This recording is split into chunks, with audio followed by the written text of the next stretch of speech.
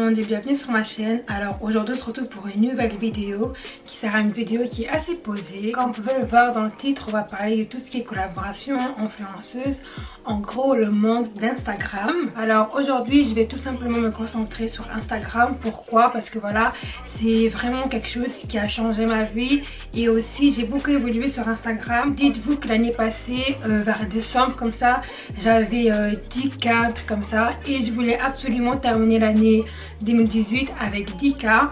Et cette année je suis à 44K, juste pour vous dire à quel point ma page elle a vraiment évolué. Et beaucoup de personnes ont pu le remarquer, le constater. Et j'ai reçu beaucoup de questions du genre comment est-ce que j'ai fait pour devenir une vraie influenceuse. J'aime pas trop utiliser ce mot, mais c'est le terme que les gens utilisent. Donc voilà, je vais l'utiliser durant cette vidéo aussi. Et aussi on me pose souvent comment est-ce que je fais pour avoir autant de collaborations, etc. Alors aujourd'hui je vais tout simplement vous partager des conseils qui ont pu m'aider moi à évoluer ma page Instagram. Je tenais à vous dire, c'est pas parce que ces conseils là ont fonctionné pour ma page que d'office elle va vous aider vous, mais je tenais quand même à les partager parce que voilà, pour moi je trouve que c'est quand même des choses importantes. En fait j'en suis sûre et certaine que ça peut aider tout le monde si vous le faites bien. Donc sans plus tarder on va commencer la vidéo. Alors la première chose que vous devez retenir, c'est que le nombre d'abonnés n'est plus un moyen de mesurer le succès d'une influenceuse. Quand je dis ça, c'est parce que déjà là maintenant, le jour d'aujourd'hui, Instagram a beaucoup évolué. Il y a des gens qui ont pu acheter des abonnés. En plus que maintenant on n'arrive plus à voir qui a aimé nos publications. Tout ça pour vous dire qu'une influenceuse, elle est plus que ses abonnés en fait, tu vois. Une marque va jamais se baser sur le nombre d'abonnés que tu as, mais plutôt une marque va plutôt s'intéresser sur tes impressions, tes statistiques. C'est vraiment les choses qui sont plus importantes. Donc si par exemple toi tu es une personne qui a déjà acheté les abonnés, tout ça, dis-toi ça sert à rien parce que déjà Instagram va faire sauter le compte robot, etc. Et même pour toi c'est une perte de temps parce que certes, tu as pu acheter des abonnés, tu as par exemple 100K grâce au truc que tu as pu faire pour avoir 100K. Mais s'il n'y a pas de réaction de tes abonnés, si les impressions ne correspondent pas au nombre d'abonnés que tu as, c'est pas cohérent pour la marque. Parce que quand une marque vient te contacter, la première chose que cette marque te demandera, c'est tes statistiques et aussi tes impressions et le nombre de vues que tu fais en story. Ils vont aussi savoir quel genre de personnes, enfin la tranche d'âge, quel genre de personnes regarde plus ta page, etc. Des hommes ou des femmes. Moi l'exemple que je vais utiliser aujourd'hui pour la vidéo, c'est moi et Fashion Nova. Pour les gens qui ne savent pas, je collabore avec eux à long terme. L'exemple que je vais donner, c'est que Fashion Nova ont beaucoup d'ambassadrices et moi j'en fais partie. Par exemple, il y aura des ambassadrices qui ont 100K, 500K, 10K, 1 million d'abonnés, 8 millions d'abonnés. On a toutes été choisies pour la personne que nous sommes et pour ce que nous dégageons sur les réseaux sociaux. Bien sûr que nos statistiques aussi jouent un grand rôle là-dedans parce que voilà, on va quand même les apporter quelque chose. Mais tout ça pour vous dire que vous n'êtes pas différente qu'une personne qui a 100K dans le monde influenceuse. Je trouve que nous sommes tous égaux. Je trouve ça dommage parce que d'autres personnes qui sont influenceuses sont hautaines, se prennent de haut, tout ça, tout ça. Faut savoir que si vous voulez réussir dans ce monde là, faut pas venir avec un esprit de compétition parce que franchement ça va déjà ruiner votre mental et en même temps ça va vous prendre beaucoup d'énergie si à chaque fois vous voulez vous comparer à une autre personne. Franchement venez en mode peace and love et venez pour vous parce que vous voulez évoluer sur Instagram et pas parce que vous voulez avoir plus d'abonnés qu'un tel ou plus de j'aime qu'un tel. Alors une chose qui est vraiment importante, c'est d'avoir votre compte public. Franchement je comprends pas les personnes qui veulent être influenceuses mais qui ont un compte privé. Tu peux pas me dire que tu as envie d'évoluer si ton compte il est privé quand même, parce que déjà quand ton compte est privé, et ben tu minimises le fait d'être découverte parce que voilà, quand on va poster une photo, la photo elle va percer par exemple, on va se retrouver dans Explorer. Explorer c'est quoi? C'est Explorer, voilà, tout le monde connaît Explorer, c'est là où il y a plusieurs têtes qui pourront nous intéresser, tu vois. Donc maintenant si une personne est intéressée par toi, cette personne pourra aller voir ta page. Mais si ta page elle est privée, personne ne pourra voir que ce que tu proposes sauf tes abonnés et ça c'est un peu ridicule parce que aucune marque, aucune page peut aussi te reposter. Une chose qui est aussi très importante sur Instagram, c'est de savoir créer des liens avec votre communauté, vos abonnés. Alors c'est une chose dont j'ai réellement du mal à faire, dans le sens où l'exemple que je vais donner, c'est l'influenceuse Yanissa. Tout le monde la connaît, voilà, Yanissa. Elle, souvent, qu'est-ce qu'elle fait? C'est elle va poster une photo et dans la description de la photo, elle va poser une question à ses abonnés. Tu vas comme ça, tu vas créer des liens et tes abonnés ils vont répondre à la question et toi tu vas aussi réagir à la réponse, tu vois. Et le fait de réagir à leur réponse, en fait, et ben les abonnés ils vont se sentir importantes, ils vont savoir qu'en fait eux aussi ils sont en train de contribuer en fait à ton évolution. Tu comprends ce que je veux dire? Moi par exemple, avant je répondais à aucun commentaire parce que voilà, moi je vais poster une photo, je vais répondre la première heure et après je ne répondais plus aux commentaires. Et une amie à moi m'a fait la remarque et depuis que je réponds aux commentaires, je veux qu'il y a un grand changement parce que mes abonnés ils sont plus actifs avec moi parce qu'ils savent que oui voilà, je vais pas faire la meuf. Et même quand je répondais pas, c'était pas parce que je faisais la meuf, mais tout simplement parce que voilà, j'y pense pas en fait, c'était pas une chose qui était dans ma tête. Mais maintenant je trouve ça très important de répondre aux commentaires. Je fais vraiment de mon mieux de répondre à tous les commentaires qui sont structurés et constructifs bien sûr. Par exemple, si une personne va commenter un cœur, je sais pas trop quoi réagir là-dessus, du coup je vais juste mettre un j'aime. Mais par exemple si tu me dis t'es trop belle, j'aime trop ton haut, je vais d'office te répondre merci avec un petit emoji, tout ça. Mais voilà, faut pas s'attendre à grand chose quand tu viens commenter juste un petit cœur et un petit truc comme ça, parce que je trouve ça assez bizarre de répondre à des emojis par des emojis. You feel me? Alors quand je vous parle de créer des liens, je veux aussi parler de partager des choses là où vos abonnés vont se reconnaître. Je vais donner l'exemple de moi quand j'étais en deuil. Et ben je l'ai partagé ouvertement avec mes abonnés, comme ça ils savent qu'en fait je serais pas trop active et ils connaissent la raison. J'ai eu l'opportunité de parler avec certaines de mes abonnés, on a parlé. Du coup ces personnes là m'ont donné des conseils, on a parlé, on a rigolé. Franchement c'est des choses là où tes abonnés ils vont se dire ah ouais en fait c'est une fille comme nous, c'est un être humain, tu vois. Parce qu'en fait quand vous partagez rien, c'est pas bien de vouloir être trop mystérieux en fait, ça c'est trop bizarre parce que moi au début j'étais comme ça, je vais pas vous mentir, parce qu'à la base je suis une personne qui est hyper introvertie, j'aime pas parler, je suis pas sociable du tout, mais j'ai appris quand même à partager les choses importantes de ma vie avec vous. Par exemple si j'ai reçu mon année je vais vous le dire, tu vois, mais tout ce qui est trop ma vie privée j'aime pas partager sur le réseau du tout. Mais par exemple pour le deuil c'est un truc qui était hyper important pour moi, que vous sachiez que j'étais en deuil, parce que voilà ça allait avoir un effet sur ma page, sur mes posts, sur tout ce que j'allais faire. Soyez pas toujours les bad bitch, parfois c'est pas bien hein, tu vois ce que je veux dire. Enfin c'est pas bad bitch, mais n'essayez pas toujours d'être une personne que vous n'êtes pas, parce que à la fin de la journée nous sommes tous des êtres humains, nous avons tous des sentiments, vous voyez ce que je veux dire. Une chose qui est aussi importante pour moi, c'est de faire attention à son feed d'Instagram. Quand je parle de feed, je parle de ce que vous allez poster et aussi de l'harmonie, ok. Pardon, j'avais un message. Donc moi sur ma page on retrouve tout ce qui est des selfies et tout ce qui est des tenues en fait, tu vois. Il y a d'autres personnes qui ont une page qui est un peu plus genre lifestyle, genre des ongles, les baskets, la nourriture, tout ça. Ça c'est leur feed parce que voilà ça fait partie de leur personne, voilà. Et quand je dis faites attention à votre feed, je parle du sens où moi, le jour où moi je vais poster un nude sur ma page, c'est qu'il y a un gros problème.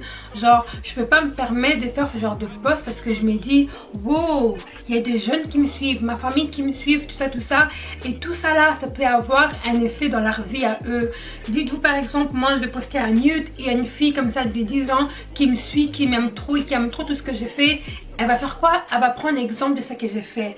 Et ce que moi j'ai fait en postant le nude, c'est pas quelque chose de bien, tu vois. On n'est pas censé poster des nudes sur les réseaux sociaux, être vulgaire, sauf si ça fait partie de vous. Mais moi personnellement, si un jour j'ai fait ça, les gens vont se dire qu'il y a un problème, tu vois. Donc faites attention à ça. Et aussi, il faut que votre page soit harmonieuse. Quand je parle de l'harmonie, je parle de couleurs par exemple. Si moi le jour d'aujourd'hui je vais faire un post normal, le lendemain je vais pas faire un post orange ici et la barre jaune, ça va pas, c'est pas joli à voir. Il faut qu'en fait quand les gens ils viennent sur votre page, ils se disent waouh, elle a vraiment travaillé sur sa page est vraiment belle, ça me donne envie de descendre en bas, regarder ses photos. Une marque va venir sur ta page par exemple, elle va se dire waouh, en fait elle a très bien travaillé sa page, je me voyais bien collaborer avec elle, tout ça. Franchement c'est très important. Et quand je parle aussi de votre feed, je parle aussi de votre qualité des photos en fait. Et quand je parle de la qualité des photos, je vous demande pas d'avoir l'iPhone 11 Pro Max parce que moi-même je l'ai pas, mais je parle de la lumière, des détails. On va pas poster une photo là où on voit pas ton visage, sauf si toute ta page on voit pas ton visage, là ok c'est on va dire l'identité de ta page, d'accord. d'accord? Moi, si le jour d'aujourd'hui je poste une photo par exemple, comme je vous ai donné l'exemple du nude, c'est pas mon identité, c'est pas ce que je représente sur ma page, tu vois. Donc poster des photos qui vous représentent et aussi les détails, parce qu'en fait j'en parle mais j'oublie de vous dire c'est quoi en fait. Les détails pour moi c'est quoi? C'est la lumière et les couleurs sur la photo. Par exemple, si je veux poster une photo et j'ai mis un haut jaune, j'ai envie de mettre le haut jaune en avant. Du coup, je ferai en sorte de prendre la photo dans la lumière du jour et pas quand il fait noir dehors. Si je prends la photo quand il fait noir dehors, on verra pas la belle couleur que mon haut a. Tandis que si je la prends en pleine journée, on verra le jaune et tous les détails seront bien assortis. Vous comprenez un peu le truc ou pas? Quand vous aurez capté tout ça, essayez d'être aussi régulière sur votre page Instagram. C'est-à-dire poster régulièrement et essayez de garder un bon rythme. Moi par exemple, je poste 2-3 fois la semaine. Et j'essaie franchement de garder ce même rythme là parce que mes abonnés ils sont habitués du fait que je poste 2-3 fois la semaine.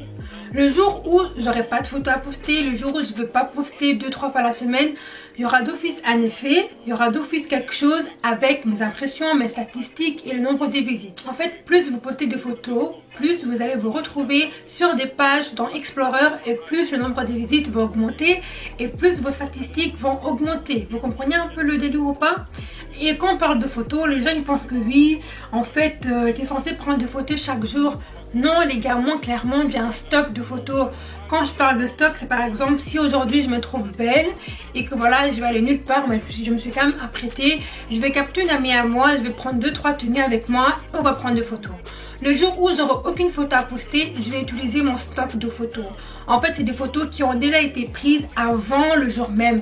Par exemple en hiver je vais poster une photo de moi en jupe, vous allez vous dire mais grâce t'as pas froid. Or qu'en fait la photo elle date d'il y a 2 mois par exemple, vous comprenez un peu? Donc il faut toujours anticiper pour ne pas être en rupture de stock, on va dire ça comme ça. Et franchement si vous n'êtes pas prête à faire tout ça, franchement il faut jamais s'engager alors. Et c'est pareil pour les posts en fait. Vous donnez l'exemple d'une youtubeuse, voilà. Une youtubeuse va te dire d'accord les gars, moi je vais poster 2 fois la semaine. Donc pendant 3 mois elle respecte sa parole, elle poste 2 fois la semaine. Du jour au lendemain elle arrête de poster.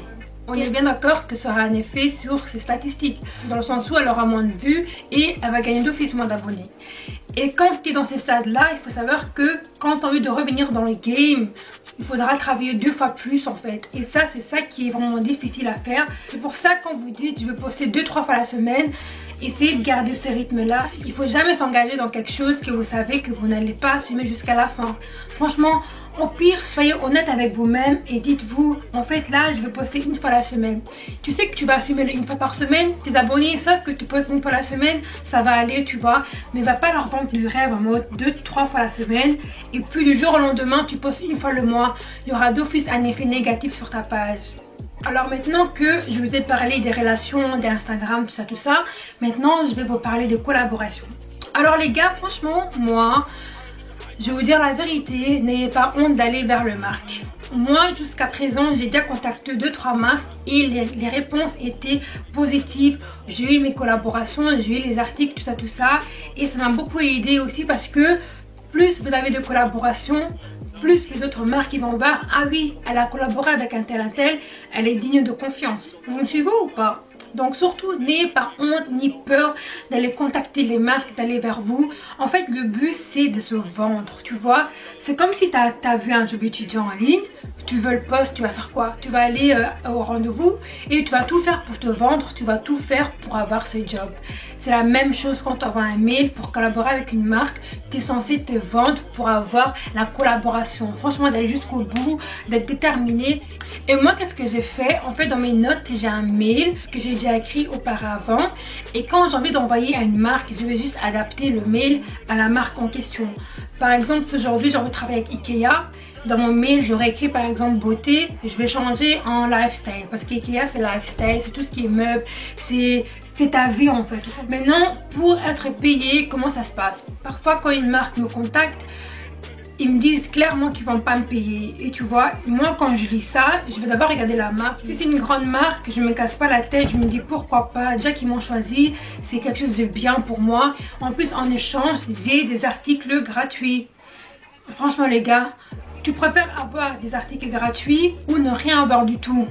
il faut se poser la question parce que moi au début je refusais quand on me disait qu'ils n'allaient pas me payer tout ça. Et après j'avais regardé une vidéo de Jackie Aina et elle disait que quand elle a commencé tout ce qui est YouTube, Instagram, au début elle acceptait toutes les collaborations, qu'elles soient payées ou pas, parce qu'au final t'as quand même quelque chose, tu gagnes quand même quelque chose, tu vois. Donc moi je vais pas vous mentir, j'ai déjà collaboré avec beaucoup de marques qui m'ont pas payé et j'assume parce que voilà, au moins j'ai eu des articles gratuits, des articles qui coûtent cher et j'ai pas été dessus de la qualité non plus et de la façon dont ils m'ont traité, tu vois.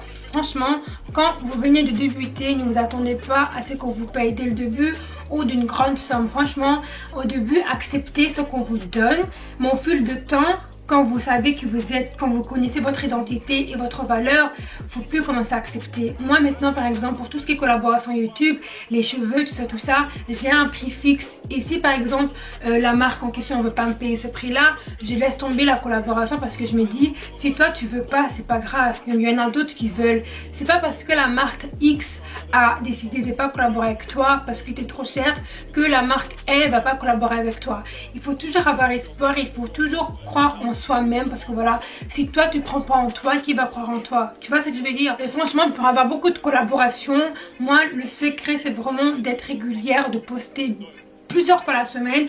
C'est vraiment quelque chose qui m'a aidé. Et aussi la qualité de nos contenus, comme je vous ai dit, c'est pas l'iPhone 11 Pro Max mais la lumière, les détails, tout ça. C'est vraiment quelque chose qui m'a vraiment aidé sur Instagram à évoluer ma page. Et franchement j'en suis vraiment fière aujourd'hui parce que l'année passée vers décembre j'avais 10K et là aujourd'hui je suis à 44K. Donc en un an j'ai gagné énormément d'abonnés.